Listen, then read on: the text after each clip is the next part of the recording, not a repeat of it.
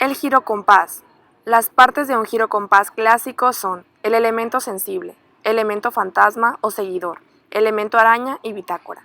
Elemento sensible, caracterizado principalmente por el rotor, que gira a alta velocidad.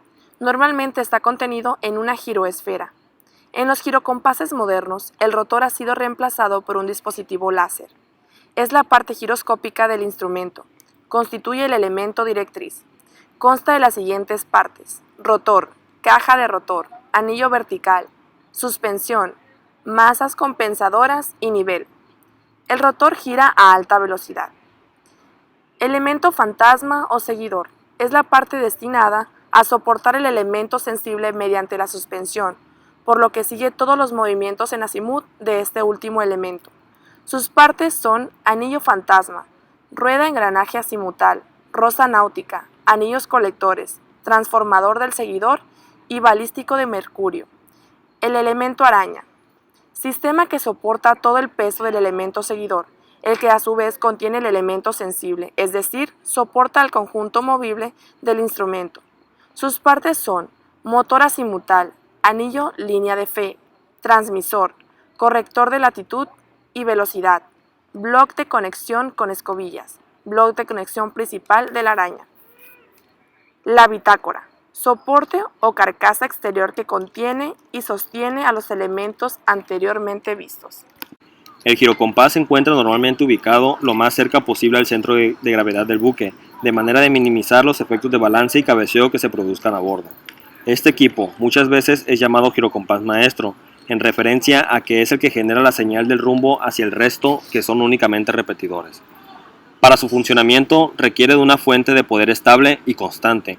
Por esta razón, se encuentra instalado únicamente en buques o embarcaciones de dimensiones adecuadas que permitan la capacidad de instalar una serie de circuitos eléctricos y electrónicos para su funcionamiento. Parte de la alimentación debe llegar al rotor del giroscopo, al cual gira a una velocidad entre 10.000 y 20.000 revoluciones por minuto.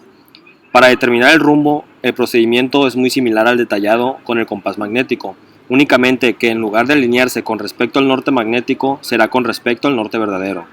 Adicionalmente, los cambios de rumbo, a diferencia del compás magnético, que son determinados de forma mecánica por el movimiento de la rosa y la alineación de la línea de fe a la crujía, en el girocompás la diferencia con respecto al norte verdadero es sensada y transmitida por elementos sincrónicos como señales eléctricas a los diversos repetidores instalados a bordo. De acuerdo a las dimensiones de los buques, pueden estar instalados dos girocompases maestros, sobre todo en las unidades que forman parte de Ventajas del girocompás. Posee dos ventajas sobre el compás magnético. Señala la dirección del norte verdadero en oposición al norte magnético indicado por la brújula. No se ve afectado por la estructura del buque. No posee desvío, por tanto, si bien posee un pequeño error, este es constante a todo rumbo. Estas ventajas permiten la aplicación del girocompás donde instrumentos como el GPS o la brújula no serían útiles debido a la dificultad en la recepción en GPS o la poca fiabilidad de la brújula debido a la presencia de vetas metálicas. Desventajas del girocompás. 1. Depende de la energía eléctrica. 2. Su instalación es cara. 3. Requiere tiempo para orientarse. 4. Su manejo requiere cuidado y personal capacitado. La navegación marítima es el arte y la ciencia de conducir una embarcación desde una situación de salida o zarpado hasta otra de llegada, eficientemente y con responsabilidad.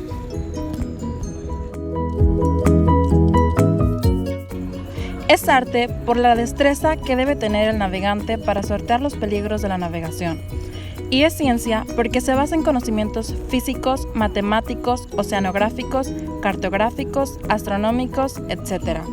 La navegación puede ser superficial o submarina. Tipos de navegación. Navegación costera.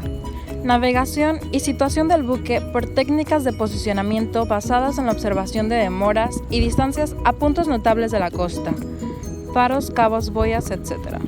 Por medios visuales, como pueden ser el taxímetro. Observación de ángulos horizontales, el sextante. O métodos electrónicos. Navegación por estima. Navegación y situación del buque por medios analíticos. una vez tomados en cuenta los siguientes elementos: situación inicial, rumbos llevados, ya sean rumbo verdadero, rumbo de superficie o rumbos efectivos, velocidad, así como los factores externos que han influido durante todo o una parte de la derrota, como por ejemplo el viento, también llamado abatimiento, y/o la corriente, rumbo de la corriente e intensidad horaria de la corriente. Navegación loxodrómica es la que se efectúa siguiendo un mismo rumbo, es decir, todos los meridianos son cortados con el mismo ángulo. En la proyección Mercator, una loxodrómica se representa por una recta.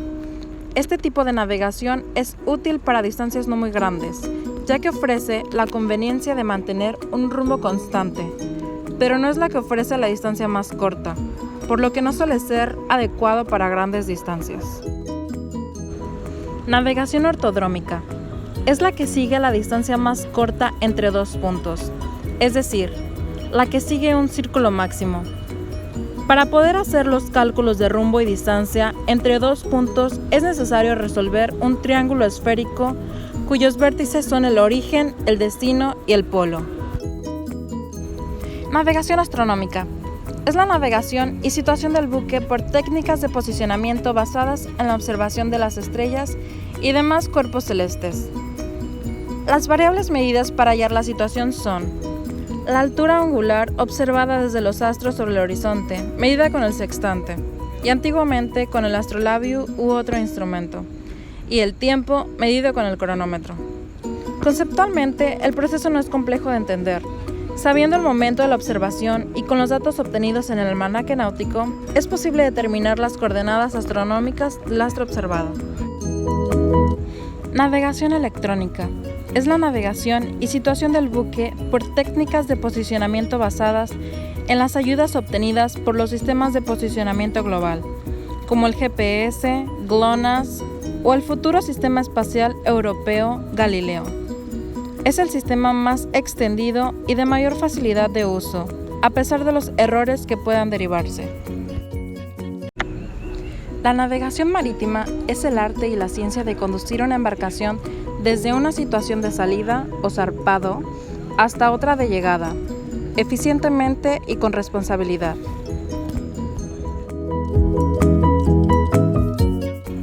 Es arte por la destreza que debe tener el navegante para sortear los peligros de la navegación. Y es ciencia porque se basa en conocimientos físicos, matemáticos, oceanográficos, cartográficos, astronómicos, etc. La navegación puede ser superficial o submarina. Tipos de navegación. Navegación costera. Navegación y situación del buque por técnicas de posicionamiento basadas en la observación de demoras y distancias a puntos notables de la costa, faros, cabos, boyas, etc. Por medios visuales, como pueden ser el taxímetro. Observación de ángulos horizontales, el sextante. O métodos electrónicos. Navegación por estima. Navegación y situación del buque por medios analíticos, una vez tomados en cuenta los siguientes elementos: situación inicial, rumbos llevados, ya sean rumbo verdadero, rumbo de superficie o rumbos efectivos, velocidad, así como los factores externos que han influido durante todo o una parte de la derrota, como por ejemplo el viento, también llamado abatimiento, y/o la corriente, rumbo de la corriente e intensidad horaria de la corriente.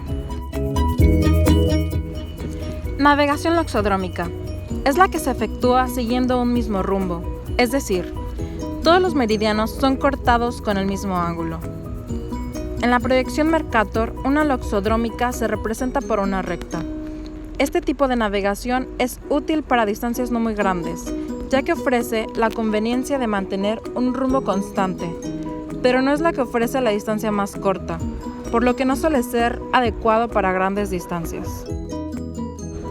Navegación ortodrómica es la que sigue la distancia más corta entre dos puntos, es decir, la que sigue un círculo máximo. Para poder hacer los cálculos de rumbo y distancia entre dos puntos es necesario resolver un triángulo esférico cuyos vértices son el origen, el destino y el polo. Navegación astronómica. Es la navegación y situación del buque por técnicas de posicionamiento basadas en la observación de las estrellas y demás cuerpos celestes. Las variables medidas para hallar la situación son la altura angular observada desde los astros sobre el horizonte, medida con el sextante, y antiguamente con el astrolabio u otro instrumento, y el tiempo medido con el cronómetro. Conceptualmente, el proceso no es complejo de entender. Sabiendo el momento de la observación y con los datos obtenidos en el almanaque náutico, es posible determinar las coordenadas astronómicas del astro observado. Navegación electrónica. Es la navegación y situación del buque por técnicas de posicionamiento basadas en las ayudas obtenidas por los sistemas de posicionamiento global, como el GPS, GLONASS o el futuro Sistema Espacial Europeo Galileo. Es el sistema más extendido y de mayor facilidad de uso, a pesar de los errores que puedan derivarse.